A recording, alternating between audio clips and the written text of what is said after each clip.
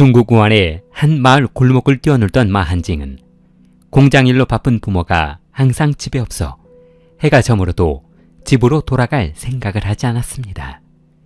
집에 들어가 봐야 자신을 반겨주는 사람도 없고 매번 끼니도 스스로 챙겨 먹어야 했기 때문이었습니다. 그러나 표현하지 않았을 뿐이지 한징을 살아가고 있는 부모는 아들의 행동에 불만을 표현할 수도 없었습니다. 자신들의 생활이 항상 그러했기 때문이었습니다. 한징은 공부에 소질도 없고 친구들과 놀러다니며 문제만 일으키더니 패거리를 만들어 싸움을 시작했습니다. 평소에도 운동신경이 좋았던 그는 또래 학생들에 비해 월등한 싸움 실력으로 학교 폭력 서클의 두목이 되었습니다. 한징은 친구들 사이에서는 영웅이 되었으나 학교에서는 선생님들의 골칫거리로 전락하고 말았습니다. 수업에는 들어오지 않고 친구들과 어울려 싸움만 하고 다니던 한징은 툭하면 학교를 나와 거리를 방황했고 이 사실을 알게 된 부모는 한징을 강제로 학교로 끌고 가 선생님에게 용서를 빌었습니다. 그러나 처음부터 학교를 다닐 생각이 없었던 한징은 결국 중학교를 중퇴하고 집으로 돌아갔습니다. 집에서 백수로 지내는 것도 잠시, 그는 한참 공부해야 할 나이에 공사장 인부로 그리고 잡부로 일하며 생활비를 벌었습니다. 그렇게 몇 년을 보내며 성인이 된 한징은 착한 아내를 만나 결혼했고 친구들과 더 많은 돈을 벌기 위해서는 어떤 일이 있는지 상의하곤 했습니다. 한징과 친구들은 일이 끝나면 할 일이 없어 친구들과 도박판을 들락거리기 시작했는데 거봐, 내가 돈 벌기 쉽다고 했지. 공사장에서 맨날 잡심부로 하고 다녀봐야 끼니 걱정 안 하고 먹는 것밖에 해결할 수 없다고. 그러게? 살면서 도움도 안 되는 놈이 이렇게 돈 벌기 쉬운 방법을 다 알려줘서 고맙다. 그렇게 도박판에서 돈을 따던 한징과 친구들은 어느 순간부터인가 가지고 있던 돈을 모두 잃고 도박장에서 돈을 빌려 노름을 하고 있었습니다. 사채업자들은 한참 테이블에서 도박을 하고 있던 한징을 불렀는데 네! 형님이 잠깐 불쌍한데? 나를? 왜? 날 버리지! 따라봐. 한징이 그의 뒤를 따라가자 도박장 사무실에서 기다리던 사장은 어이, 한징이. 사채업자는 장부를 뒤적이며 원금 1만 위안 빌려간가? 날짜 지난 지가 언젠데 아직까지 이자도 안 가져오는 거야. 너 제 날짜 이자 안 내면 어떻게 되는지 모르는구나.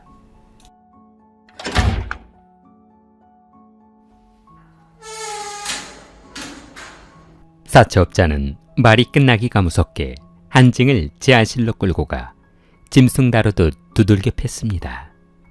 만신창이가 된 한징은 정신이 번쩍 들어 알겠습니다요. 제가 어떻게든 급히 해결하겠습니다요. 딱 이틀이야. 더 이상 기다리는 것도 힘들다고. 한징은 일단 살아야 한다는 생각에 도박장을 나와 돈이 나올 만한 곳을 생각해 봤습니다. 그러자 집안 화장대에 있던 어머니의 귀중품이 생각나 그 물건을 훔쳐 작물로 처리하면 급한 문제는 해결할 것 같았습니다.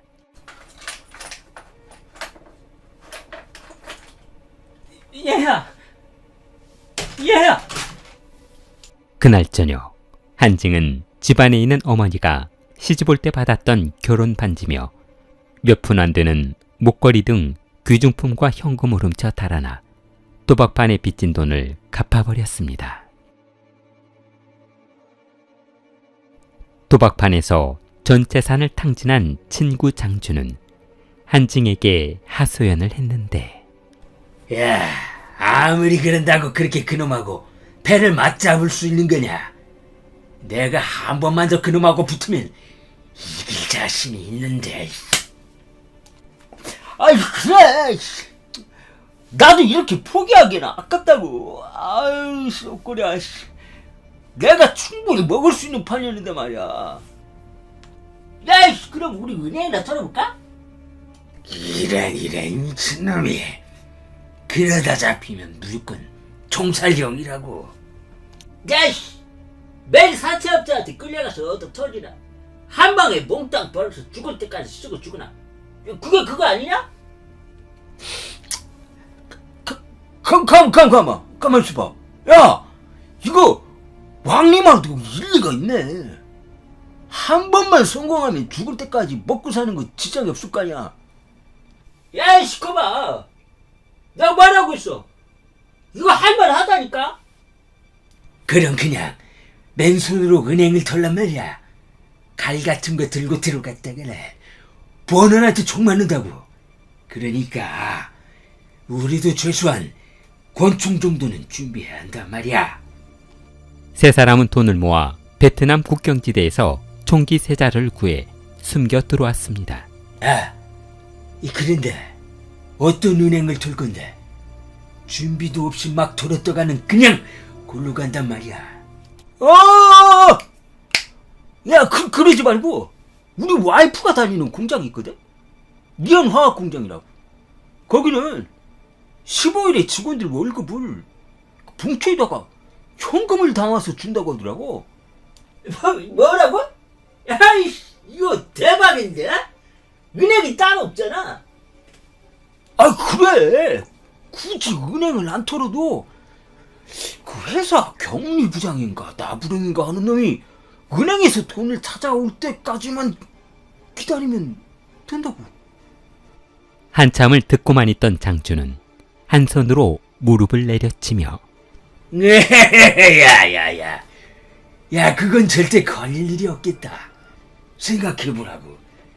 경리부장이 가면 과연 그놈이 일할까? 여직원이 돈 맞는지 장부를 들고 가서 확인할 거고, 경비원이라고 해봐야 한두 명 따라가겠지. 우리가 총을 들고 있는데 왜 그놈들이 어떻게 할 거야? 딱이네. 다음날 저녁 얼굴에 마스크를 착용하고 긴 코트를 입은 세 사람은 시내에서 택시를 잡아탔습니다. 택시!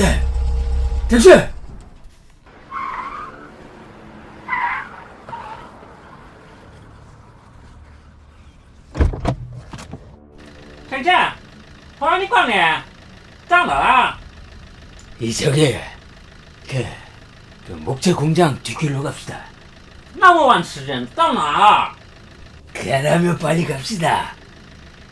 거기에서 사람이 기다린단 말이에요. 明白了. 咱们吃吧. 택시가 출발하고 목적지에 도착하자 喂，朋友，到了。 한징은 장준을 바라보며 야, 뭐해? 장준이 머뭇거리자 야, 그런 배짱으로 은행을 어떻게 턴다는 거야? 빨리 쏘라고. 진짜로. 한징은 자신들이 보는 앞에서 장준이 사람을 살해하자 그에게 용기를 주었는데 그래 자식아. 어차피 돈 털려면 사람 죽일 수도 있다고. 그러니까 그냥 예행 연습했다고 생각하라고. 알았어? 한징은 택시 문을 열고 내려 운전석에 쓰러져 있는 택시기사를 끄집어냈습니다. 너는 거기 다리 쓸어봐. 아이씨, 도대체 뭘 처먹길래 이렇게 무거운 거야? 한징과 일당은 목재공장 뒤편 언덕 뒤 나무숲에 택시기사를 던져버리고 현장을 떠났습니다.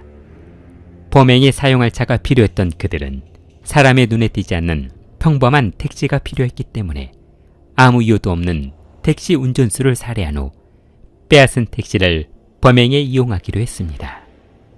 범행에 사용할 차도 준비되었고 총기도 준비된 그들은 며칠 뒤 회사 근처 담벼락에 숨어 경리부장이 돈을 찾으러 가기만을 기다리고 있었습니다. 1996년 1월 10일 경리부장은 설날이 다가오기 전 회사 직원들의 급여를 지급하기 위해 은행을 방문할 준비를 하고 있었습니다. 리언화학공장 경리부장은 정장을 입은 회사 직원 3명과 경비원 1명을 대동해 회사 승용차를 타고 65만 위안을 찾기 위해 은행으로 출발했습니다. 잠시 후 은행에서 돈을 찾아 현금 가방을 트렁크에 싣고 승용차가 출발하자 한징 일당이 재빨리 그 뒤를 따랐습니다. 빨리 숨 걸어. 저게 6787 검은색 폭스바겐 보이지? 빨리 따라가. 놓치면 한 대를 기다린다고. 알았어. 한참을 따라가던 한징 일당은 야야야, 우리가 바둑등에 있는 것 같은데? 야, 마스크 써. 그리고 차 막어. 한징 일당이 경리부장이 탑승한 차를 가로막자 너무 놀란 그들은 당황하며 어쩔 줄 몰라 했습니다. 내려! 안 내리면 다 쏴 죽여버릴 거야! 차 안에 있던 그들은 겁에 질려 차 안에서 문을 잠갔습니다.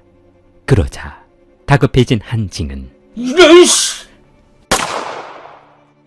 운전석 경비원을 총을 쏴 살해했고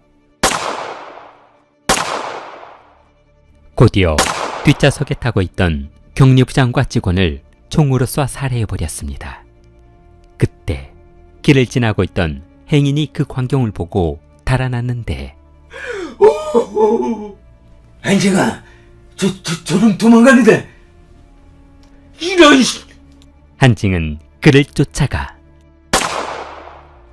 그 자리에서 총을 쏴 살해했습니다. 야, 빨리 타. 가방은 챙겼지? 한징 일당은 순식간에 일을 처리하며 돈가방을 가지고 도주했습니다. 신고를 받고 출동한 우한경찰은 현장에서 총격으로 사망한 3명과 중상을 입은 2명을 발견하고 빨리 병원으로 이송했습니다. 돈을 가지고 도주한 3사람은 65만 위안을 3등분으로 나눠 각 20만 위안씩을 갖게 되었는데 그 당시 20만 위안이면 우한에 집을 한 채 사고도 남을 정도의 엄청난 돈이었습니다. 1996년 1월 10일 현장 조사를 하던 경찰은 범인이 남기고 간 족적과 지문을 채취하고 그의 흔적을 찾아갔습니다. 경찰이 용의자를 추적한 결과 그는 바로 우창구 출신 남성인 마한징이라는 것을 알아냈습니다. 그리고 그를 조사하던 과정에서 한징과 3인조로 움직이는 또 다른 남성 장준과 주황리가 있다는 것도 알아냈습니다. 그러나 그들은 모두 도주한 후였고 한징 일당은 종적을 감춰버렸습니다. 경찰은 그들의 행방을 추적하기 위해 전국에 수백 천단을 뿌렸고 인근 지역 대도시 노래방과 여관, 호텔에 사진을 보내 제보를 기다리고 있었습니다. 사건 발생 이틀 뒤인 1996년 1월 12일 오후 8시 우한경찰서에 한 통의 전화가 걸려왔습니다. 시끄러운 음악 소리가 흘러나오는 노래방에서 다급한 듯 너 여기요! 벽에 있는 사진하고 똑같은 사람이 여기 있어요. 빨리 와보셔야 할 것 같아요. 신고 전화를 받은 경찰은 곧바로 우창시 이운가에 있는 한 노래방을 급습하기 위해 출동했으나 주황리를 검거하는 과정에서 총격전이 벌어지며 주황리가 현장에서 총에 맞아 사망하고 말았습니다. 1996년 1월 13일 우한경찰은 마한징을 검거하기 위해 그의 집을 찾아갔습니다. 그러나 그는 이미 도주한 후였고 집안을 조사하던 경찰은 그가 급하게 도주하면서 아내를 만나지 못하자 집을 비운 아내가 보라며 남기고 간 편지를 발견했습니다. 편지에는 며칠 뒤 어디에서 만나자는 내용이 적혀 있었는데 그는 아마도 오랫동안 숨어있기 위해 아내의 도움이 필요했던 것으로 보였습니다.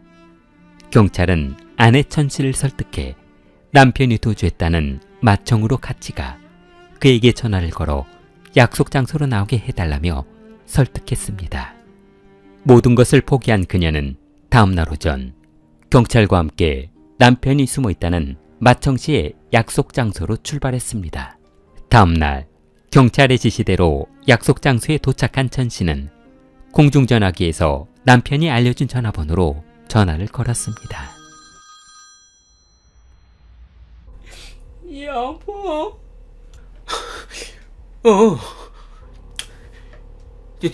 자기야.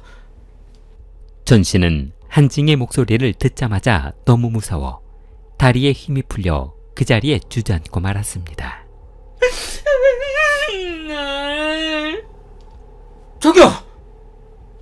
자기야 왜 그래? 지금 경찰이 자기 잡으려고 옆에 와 있어. 이런 씨. 한징은 아내가 주위에 경찰이 깔려있다는 말을 하자 더 이상 묻지 않고 전화를 끊어버렸습니다. 그날 이후 한징은 어느 곳에서도 나타나지 않았고 6년이라는 세월이 흘렀습니다.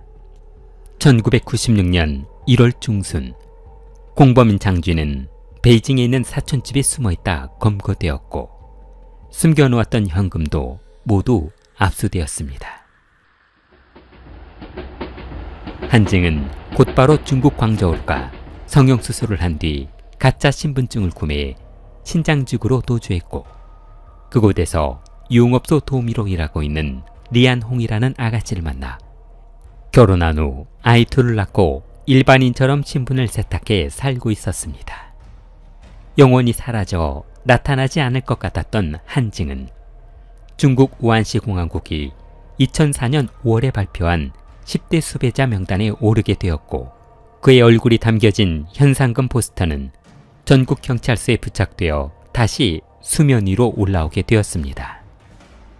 수배전단이 전국에 부착되자 얼마 후 그가 중국 신장지구에 숨어있다는 첩보를 입수한 경찰은 신장지구 일대에 한징의 사진이 담긴 수배전단 5,000장을 배포했고 신고자의 연락이 오기만을 기다렸습니다. 10월 30일 우르무치 창장로에 있는 여관 직원은 사진에 나와 있는 남성이 사빅 위안을 주고 집을 장기로 빌려달라며 찾아왔다는 신고를 했습니다. 우르무치 경찰은 곧바로 여관으로 출동해 8년 만에 한징을 검거할 수 있었습니다. 2004년 11월 10일 경찰은 우르무치에서 1996년부터 4건의 무장강도 사건과 5명을 살해하고 6명에게 중상을 입힌 한징에게 체포영장을 발부했습니다. 2004년 12월 22일 법원은 12년 동안 7명을 살해하고 5명에게 중상을 입힌 마한징에게 사형을 선고했습니다. 한징은 우르무치에서 숨어 지내며 생활비가 떨어지자 또다시 강도짓을 하며 먹고 살았는데 숨어있는 동안에도 무고한 사람들을 살해하고 부상을 입혔습니다. 만약 8년 전 한징이 도주하다 집에 남기고 간 편지를 보고 경찰이 아내를 설득해 마한징을 검거하러 갔을 때 아내가 한징을 도망가게 하지만 않았더라면 그렇게 무고한 시민들이 추가로 사망하고 중상을 입는 사건은 발생하지 않았을 것입니다. 그리고 다른 치안 사건에 투입되어야 할 경찰 인력이 8년 동안 그를 검거하기 위해 소비되었다는 것도 안타까울 뿐이었습니다. 그는 총 4건의 강도 사건을 저질렀으며 27만 위안을 강탈한 것으로 밝혀졌습니다. 길리를 사랑하는 마음을 좋아요와 구독으로 표현해보세요. 길리였습니다.